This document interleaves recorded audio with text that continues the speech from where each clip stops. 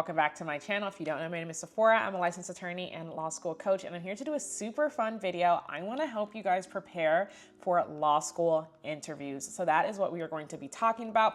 A lot of the information here also works for interviews once you are already in law school and preparing for a big law firm interview. But I do think I have a video on big law firm interviews already.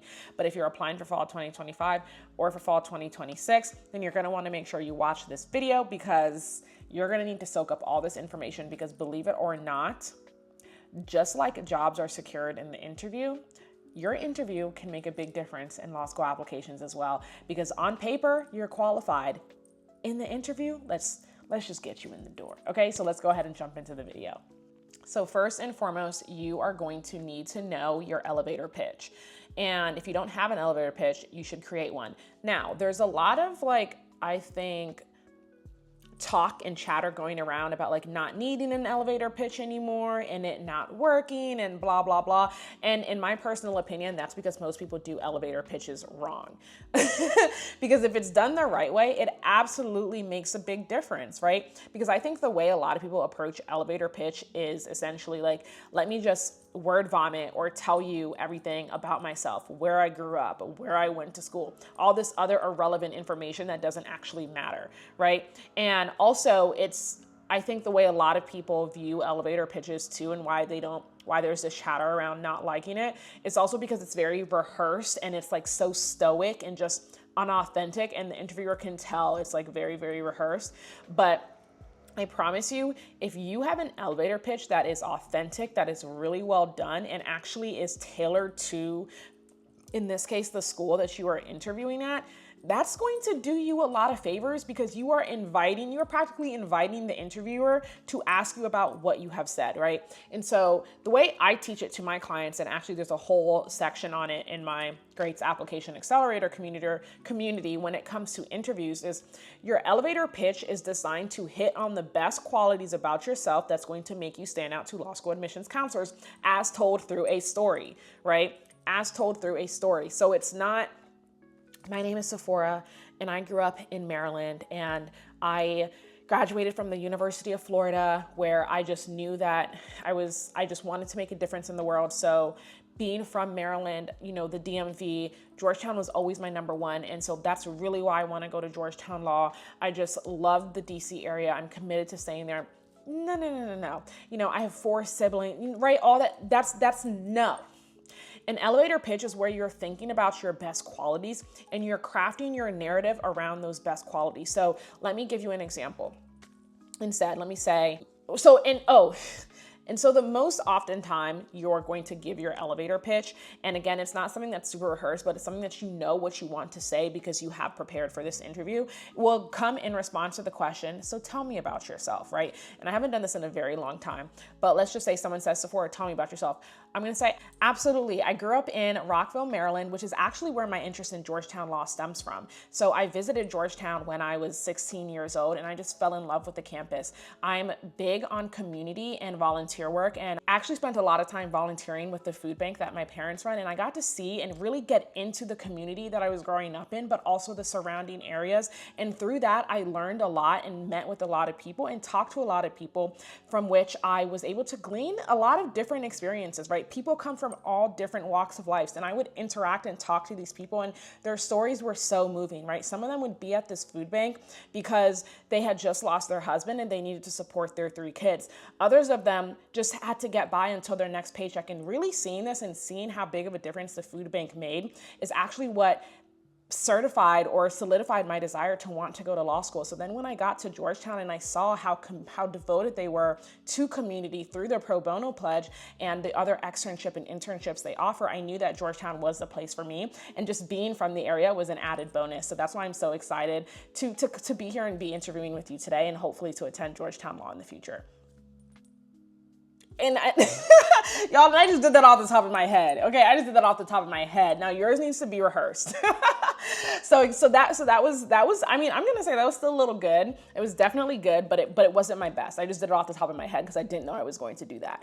But the point is, do you see how I kind of hinted at two main qualities there, right? So not only geography, so where I was from in Georgetown being like us having that in common. And so what are they getting from that? They're getting from that I am likely committed if I get into Georgetown because I am from here. I love the area. I know what it's like. We have that in common. The second thing was our values are the same. Georgetown values community, pro bono, and giving back, and so do I. But I didn't just tell them that. I told them a story of how I've actually been doing it my entire life. And not only that, I actually hit on three qualities because the third was I told them that I'm able to learn and be involved in different communities, different perspectives, and from people from all different walks of life. They got all those three things just in the 60 to 90 second elevator pitch I just gave them, right? So notice again, I didn't give them this entire background about me. I instead focused on three, really, I recommend picking two unless you're really, really good at it, but I focused on three different qualities, and then that's how I told them about myself. And you see from that, they're gonna be like, oh wow, Sephora, you belong at our school, right? And so you guys are watching this, you're seeing why I got into Georgetown, right? Okay, but anyway, I didn't do an interview at Georgetown, but that's, that is in all interviews, okay? And that's why almost every big law interview I interviewed at, I got. But anyway, so you need that. You need to practice that. And and that is so important, and that's why that is number one. So let's go to number two. Number two is know your resume, right? Know your resume like the back of your hand, okay? Because anything you have on your resume, if I ask you about it, if they ask you about it, you better be able to respond to it, okay? You better be able to respond. And a lot of these things with like your resume, if you have something on there that you cannot discuss in detail, take it off. Take it off, okay? You need to be able to discuss every single thing that is on your resume just in case you get asked about it. So you need to make sure that you are actually very informed with your resume. I actually learned this when I was externing for the Department of Justice in law school.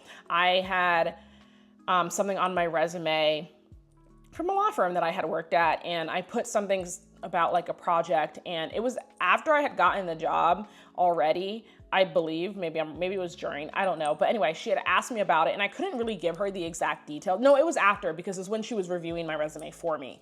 And I couldn't really give her the exact details of what it was exactly that I did as it pertains to that one specific bullet point. She's like, take it off. If you can't talk about it, if you can't have a discussion about it, it shouldn't be on your resume. And I completely agree, right? So make sure you know your resume, make sure that you can substantively discuss anything that you put on there. Number three, you want to make sure that you are well rehearsed and well researched. So a lot of these schools, a lot of these law schools are asking the same questions in their interviews. So talking to people and doing your research on questions that they have previously asked. I keep this information for my clients as well. And then rehearsing, right? So practicing what your answer is going to be without making it sound too rehearsed, because you still want to come off pretty genuine. But you also need to come off like you've done your homework and not like these questions or things are catching you by surprise, right? So just rehearsing in general, but again, doing your research, because a lot of times these questions are repetitive questions or they've been asked before, because they want to be as, what's the word I'm looking for? As fair as possible. So they're asking people the same questions. The next thing that you want to do is be personable. I feel like I shouldn't have to say this, but just like a job, law school wants people that they like, that they think that other people are going to like, that are going to do well and thrive in the law school community. So be personable. You can smile. You can smile in your interview. You can laugh, okay? It is okay. Like, don't turn it into a whole joke. Like, answer the questions and be serious and be professional, and you're dressed professional. But, be personable. Be someone who people are going to want to like. If you can get the interviewer to like you, that's going to make a big difference. I actually was doing a mock interview with one of my clients in the community, and this is what I was telling her. I was like, you're a likable person. You're not hard to like. You're very easy to like. Just be yourself, right? And so just remember that. If you're not a likable person, you're not personable, or you don't do well in interviews, then you need to practice. I feel like that's going to be a recurring theme, is practice. What was that? Number 4? So I hope that was number 4. So number 5 then, right? Talk to alumni. Talk to alumni.